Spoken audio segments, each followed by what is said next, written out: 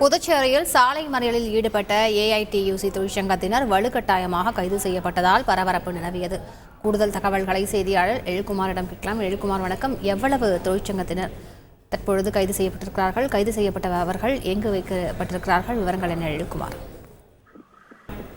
புதுச்சேரி நகராட்சி சார்பில் சாலையோர வியாபாரிகளுக்கான தேர்தல் நடத்த பணிகள் நடைபெற்று வந்தது. மேலும் புதுச்சேரி நகர பகுதியில் உள்ள சுமார் 1200க்கும் மேற்பட்டோர் சாலையோர வியாபாரிகளாக உறுப்பினராக உள்ளனர். இந்நிலையில் நகர பகுதியில் உள்ள 7 சட்டமன்ற தொகுதிகளில் உள்ளடக்கிய 12 பதவிகளுக்கான தேர்தல் நடைபெற்றிருந்தது.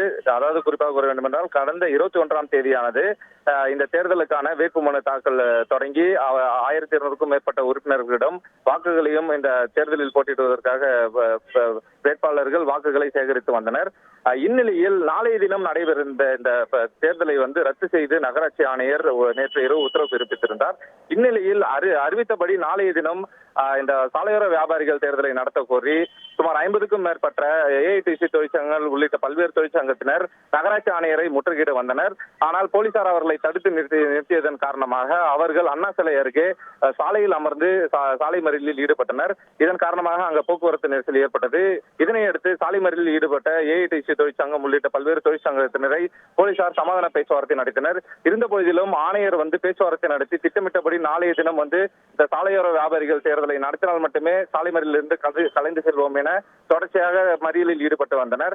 இதனையடுத்து வலுக்கட்டாயமாக சாலை மறியலில் ஈடுபட்டவர்களை போலீசார் அப்புறப்படுத்த முயன்ற பொழுது இரு தரப்பினரிடையே கடுமையான வாக்குவாதம் தள்ளுமுள்ளு ஏற்பட்டது.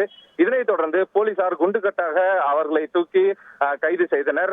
மேலும் தங்களது கோரிக்கைகளான நாளைய தினம் இந்த அறிவித்த தேர்தலை நடத்த வேண்டும் என வலியுறுத்தி புதியாக ஏஐடிசி உள்ளிட்ட பல்வேறு தொழிற்சங்கத்தினர் விடுவிக்கப்பட்ட நிலையிலும் மீண்டும் அவர்கள் நகராட்சி ஆணையர் அலுவலகத்தில் அமர்ந்து தொடர்ந்து தங்களது போராட்டத்தை தொடர்ந்து நடத்தி வருகின்றனர்.